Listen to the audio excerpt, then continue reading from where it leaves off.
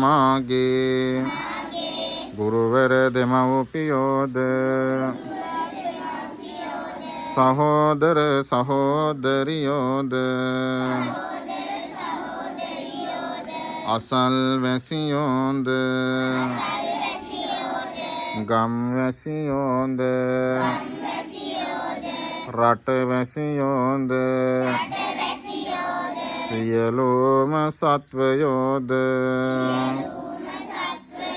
නිදුක් වෙත්වා නිරෝගී වෙත්වා සුවපත් වෙත්වා දුකින් මිදෙත්වා දුකින් මිදෙත්වා දුකින් මිදෙත්වා